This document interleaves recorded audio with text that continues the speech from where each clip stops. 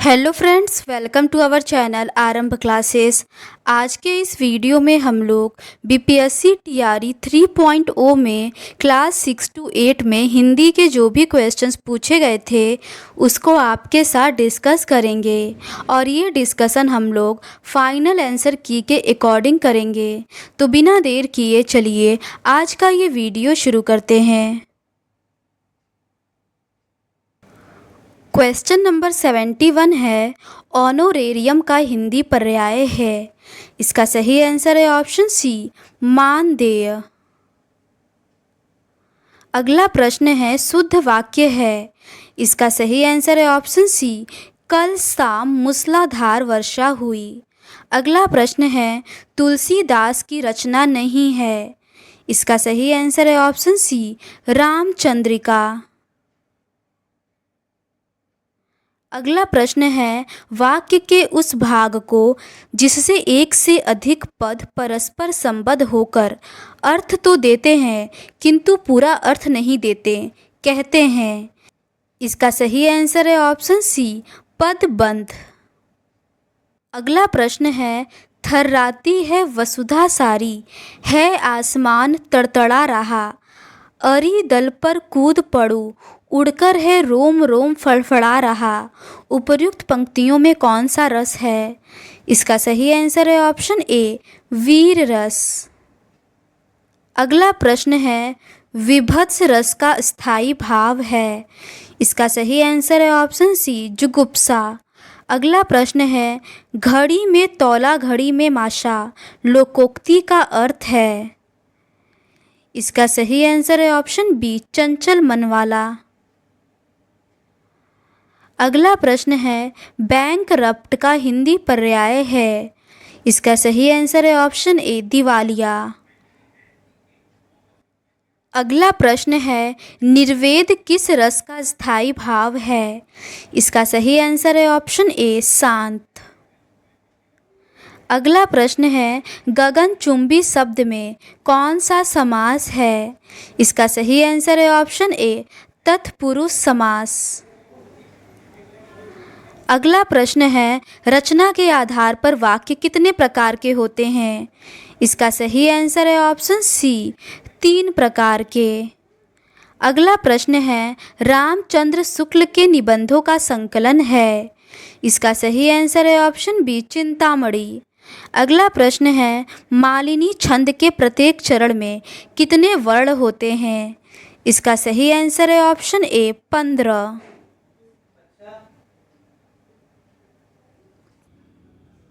अगला प्रश्न है, निम्नलिखित काव्य रचनाओं को रचनाकारों के साथ सुमेलित कीजिए तथा सही कूट का चयन कीजिए।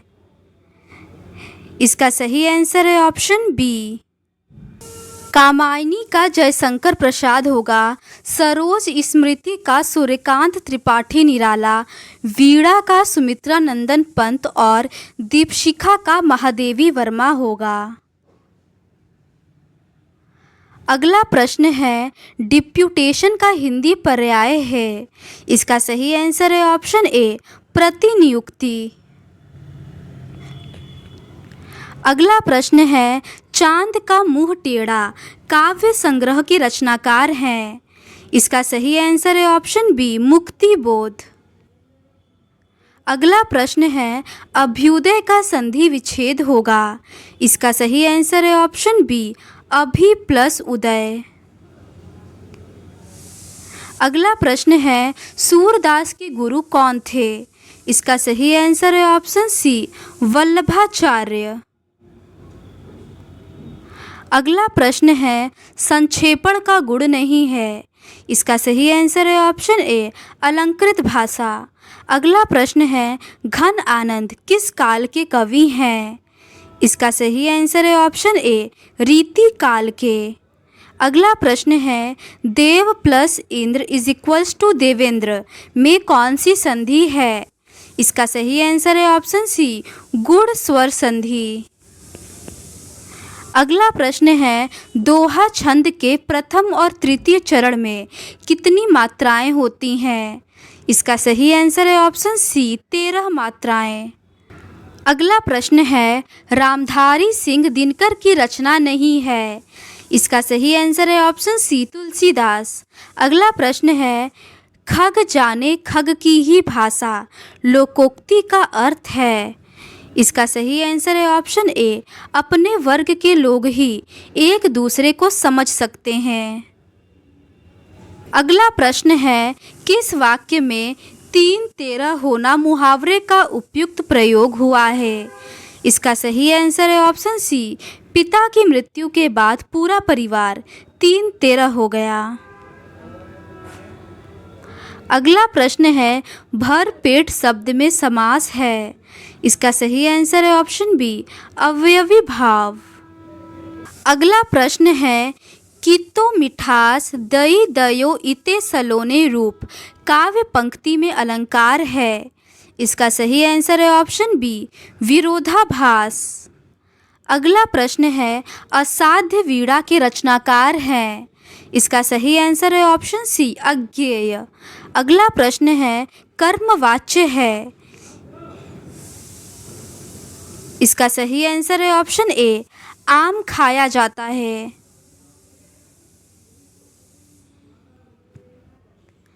अगला प्रश्न है, वाड़म्य का संधि विच्छेद होगा। इसका सही आंसर है ऑप्शन ए, वाक प्लस मय। अगला प्रश्न है, बिहारी लाल किस राजा के दरबार में थे। इसका सही आंसर है ऑप्शन ए, महाराज जय सिंह। अगला प्रश्न है, संयुक्त वाक्य है। इसका सही आंसर है ऑप्शन बी, वह तरह तरह की मुसीबतों से घिरा था फिर भी निराश न हुआ। अगला प्रश्न है, समर्थ को नहीं दोष गोसाई लोकोक्ति से तात्पर्य है।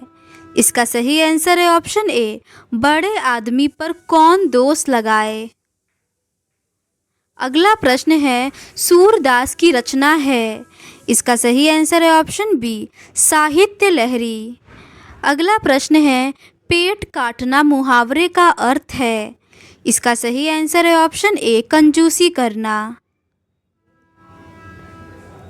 अगला प्रश्न है, इनरोलमेंट नंबर का हिंदी पर्याय है। इसका सही आंसर है ऑप्शन बी, नामांकन संख्या। अगला प्रश्न है, कृष्ण भक्त कवि है।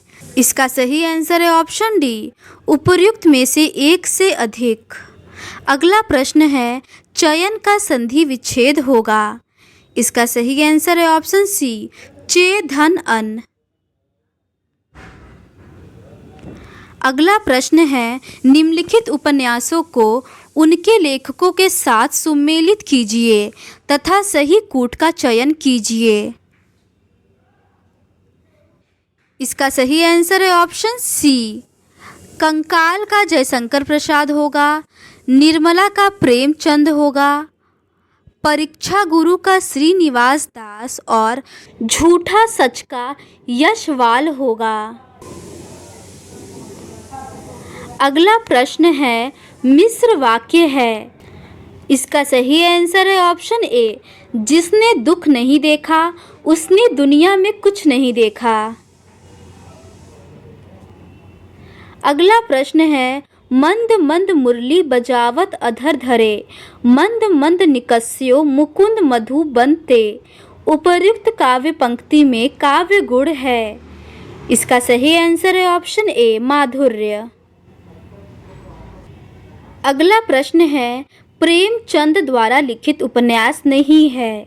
इसका सही आंसर है ऑप्शन ए, तितली। सेवा सदन और रंगभूमि प्रेमचंद द्वारा लिखी हुई है।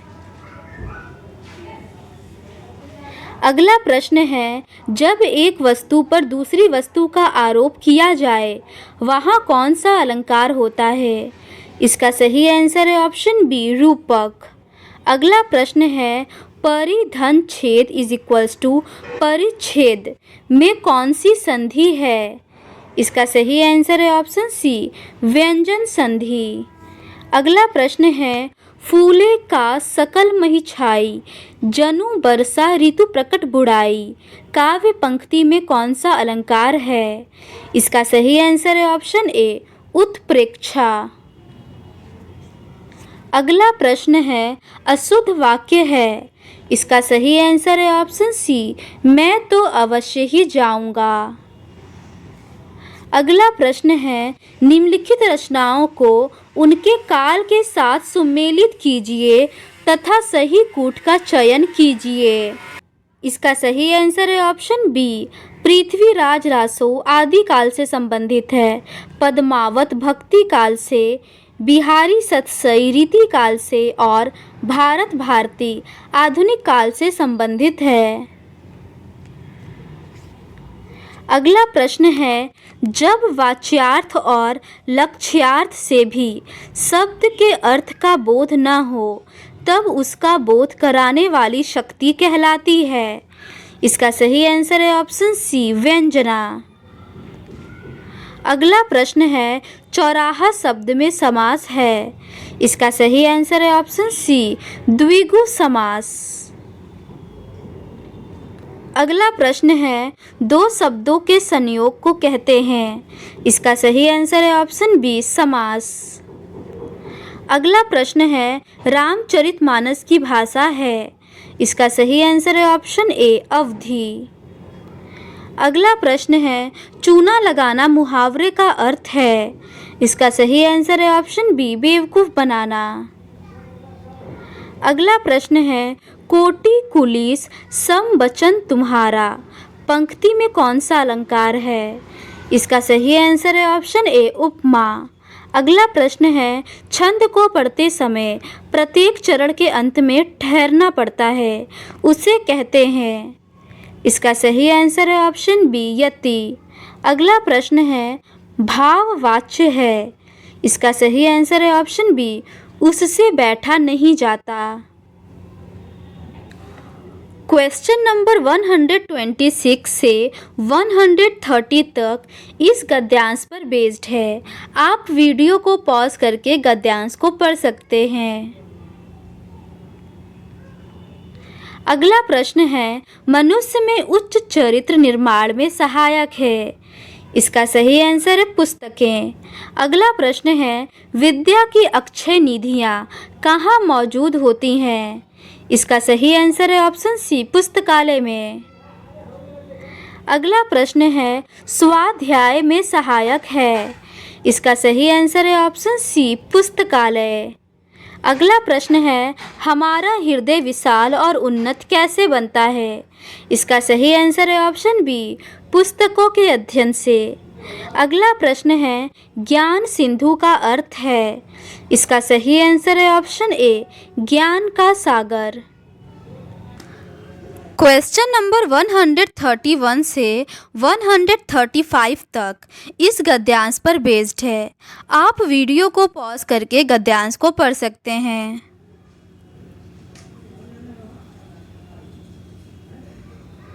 क्वेश्चन नंबर 131 है भूमि की उत्पादन क्षमता क्यों घट जाती है।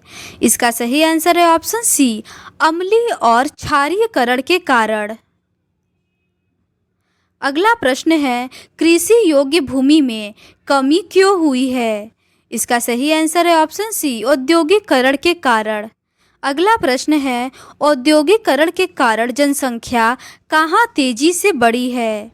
इसका सही आंसर है ऑप्शन सी, शहर में।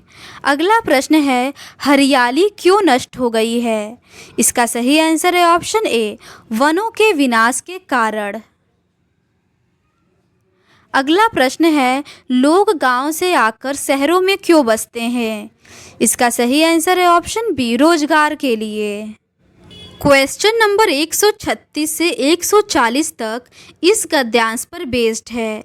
आप वीडियो को पॉज करके गद्यांश को पढ़ सकते हैं।